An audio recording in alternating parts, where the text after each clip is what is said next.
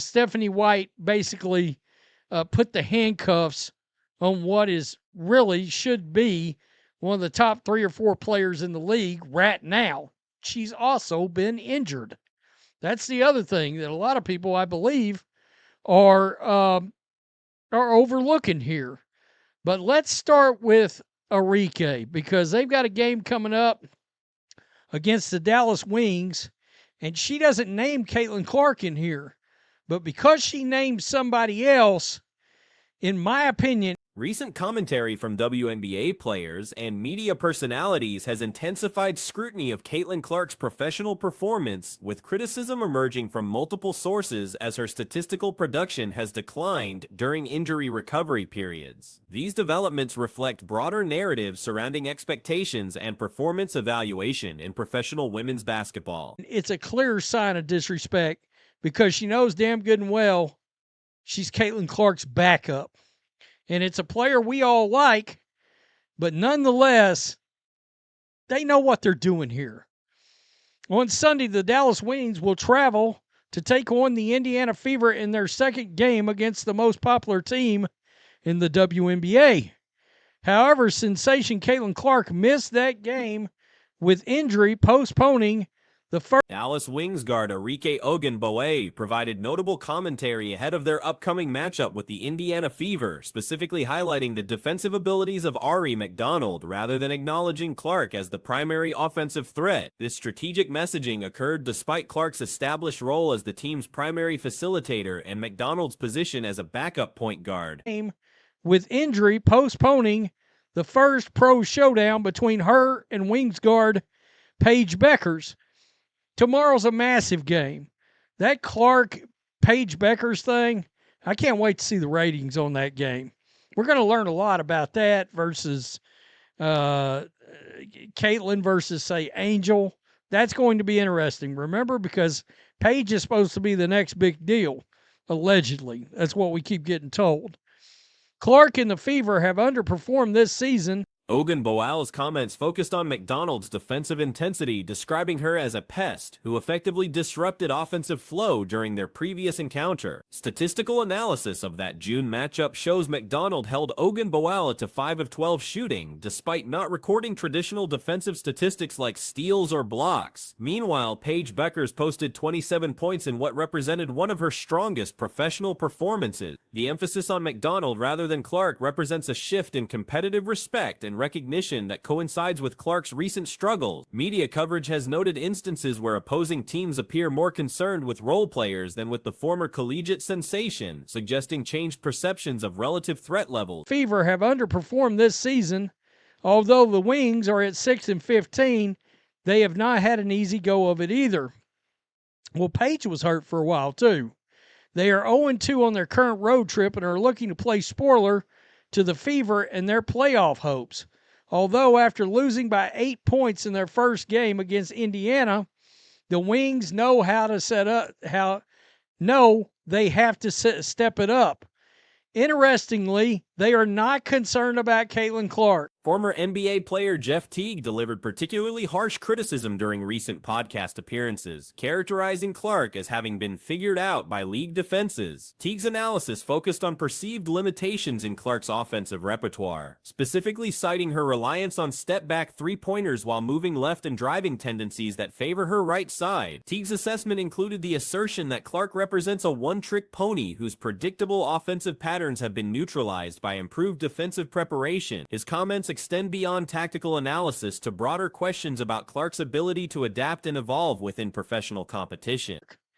Who has not been much more than an inefficient shot chucker this season despite the hype.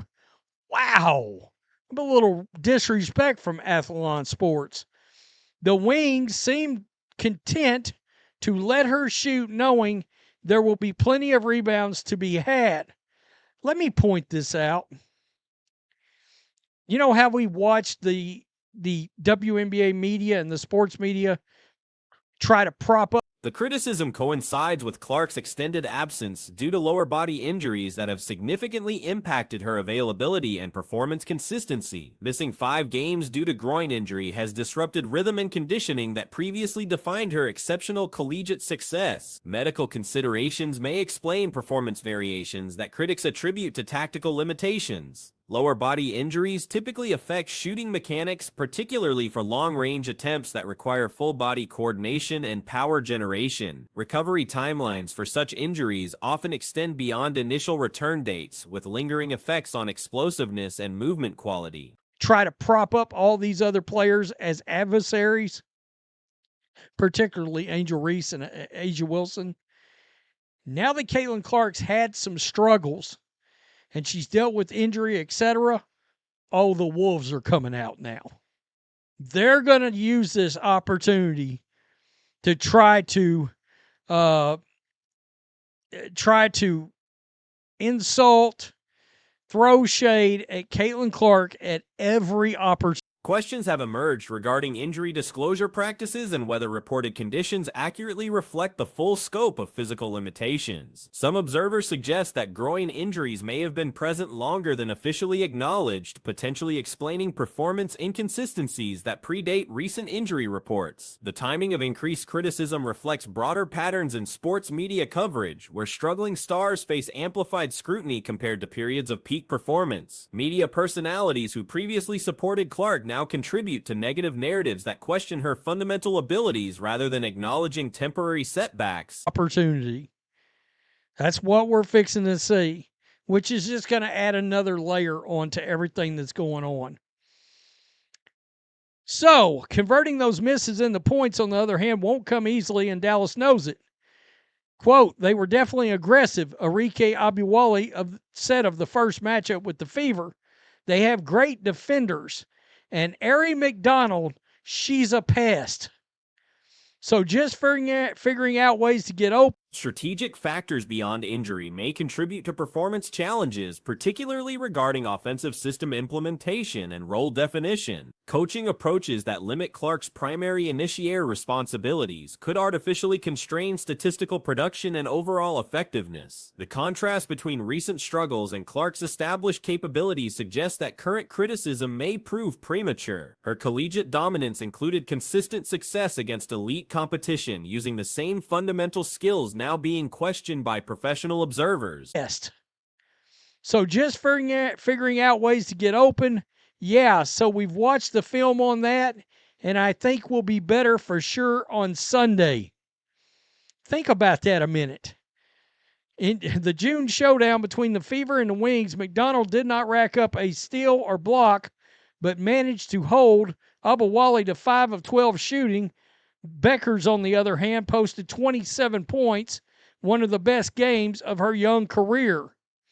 So, the disrespect there, obviously. Defensive preparation has certainly evolved as teams accumulate game film and develop specific strategies for limiting Clark's impact. However, elite players typically demonstrate ability to counter-adjust and maintain effectiveness despite increased attention from opposing coaching staffs. The upcoming matchup against Dallas Wings featuring Paige Bueckers provides significant context for evaluating current competitive standing.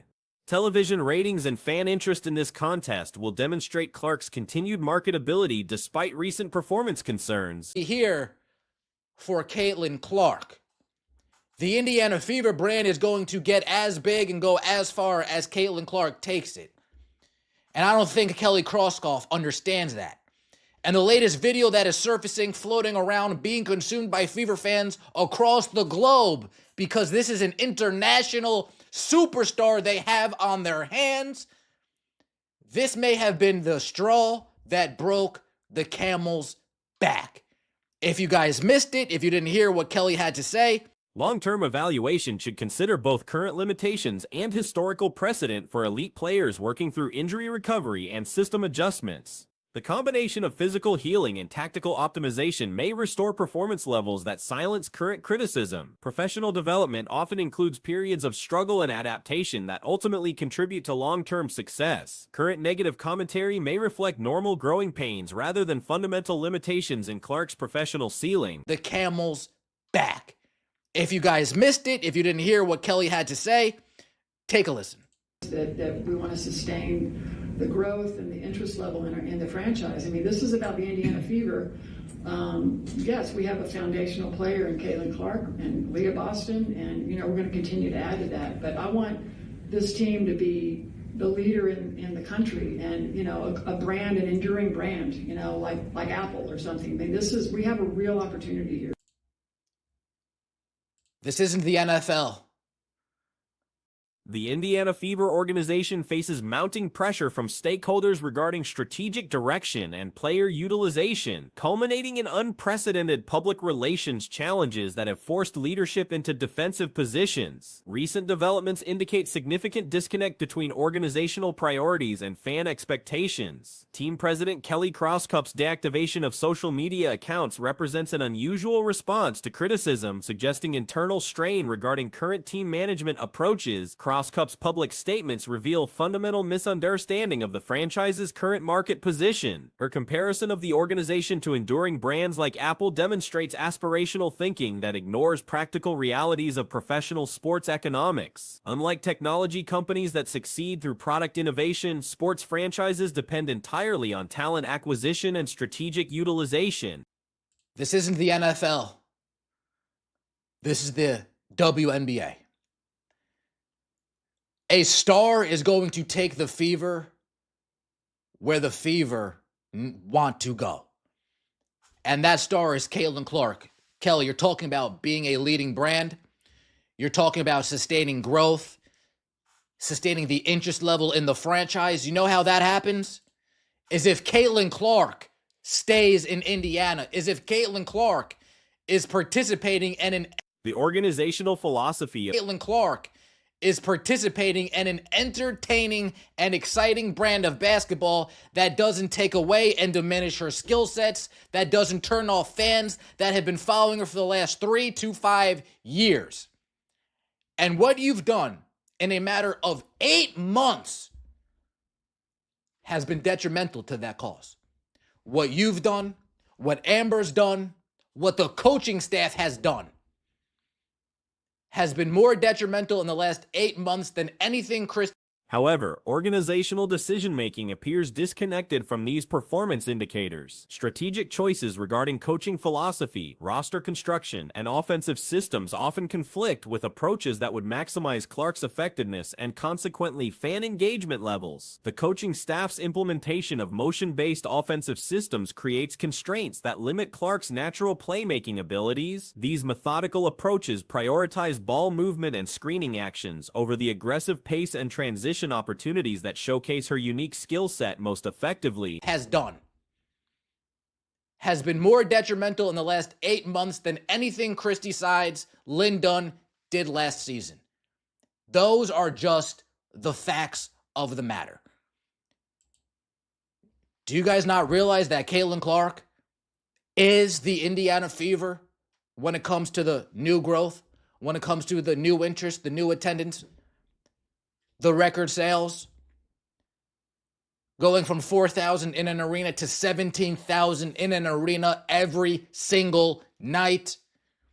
Fan feedback through social media platforms reveals widespread dissatisfaction with current strategic direction. Comments consistently emphasize desires for increased tempo, enhanced Clark utilization, and lineup modifications that provide superior spacing and chemistry. The volume and consistency of these messages suggest organized sentiment rather than isolated complaints. The criticism maintains respectful boundaries while expressing substantive concerns about basketball strategy. Fans question specific tactical decisions, player rotations, and offensive philosophies without resorting to personal attacks or inappropriate language. This measured approach lends credibility to their arguments and demonstrates genuine investment in team success. 17,000 in an arena every single night. Do you not understand that if Caitlin Clark leaves to the New York Liberty, back to 6,000 you guys go? Of that 17,000, yeah, maybe 2,000 will still hang around, but the majority, deuces. Shout out to Chris Brown. Say bye-bye, say bye-bye. And I said this in a recent video. The only way things are going to change. Media coverage fails to address these concerns adequately, creating information gaps that allow problems to persist without accountability. Traditional sports journalism typically investigates fan complaints and seeks organizational responses, but local media appears reluctant to challenge current management approaches. The analogy of treating elite talent inappropriately resonates throughout fan commentary. References to constraining high-performance capabilities through unsuitable applications effectively illustrate frustration with strategic choices that fail to maximize available resources. And I said this in a recent video. The only way things are going to change, the only way this team is going to head in a different direction, is if Fever fans begin to voice their displeasure.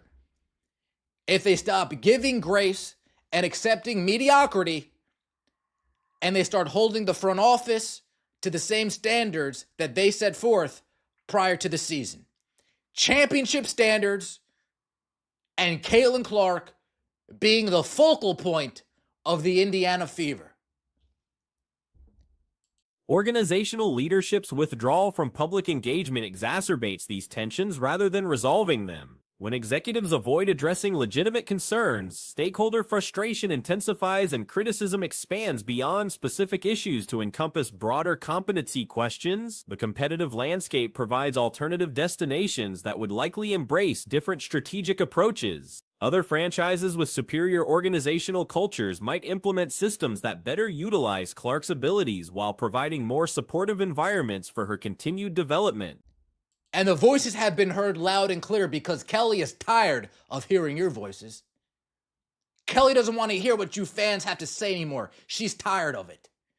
When you guys were kissing her ass, yeah, me as well, dude. I give Kelly a lot of grace. So I'm in that camp as well. But guess what? Fool me once, fool me twice. I'm done getting fooled. No more grace, no more lip service, no more benefit of the doubt. Fans of Contract considerations add urgency to these discussions, as player movement opportunities exist that could dramatically alter franchise trajectories. Organizations that fail to adapt to star player preferences risk losing transformational talents who generate the majority of their revenue and fan interest. The financial implications extend beyond immediate attendance and merchandise considerations. Television contracts, sponsorship opportunities, and league revenue sharing arrangements all correlate with star player presence and performance. Organizational decisions that diminish Clark's impact consequently affect multiple revenue streams. Historical precedents demonstrate the consequences of mismanaging generational talents. Franchises that prioritize institutional preferences over player optimization typically experience extended periods of mediocrity following star departures. The opportunity costs of such approaches often persist for decades. Current roster construction reflects these philosophical disconnects. Starting lineups that include non-shooting threats create spacing problems that benefit opposing defenses while limiting Clark's effectiveness as a primary initiator. Strategic modifications could address these concerns without requiring major personnel changes. The coaching staff's resistance to system modification suggests inflexibility that may prove costly long-term. Successful organizations adapt their approaches based on available talent rather than forcing players into predetermined roles that limit their impact. Fan engagement represents the ultimate measure of organizational success in professional sports. When passionate supporters express widespread dissatisfaction with strategic direction, leadership must respond constructively rather than avoiding dialogue through social media deactivation.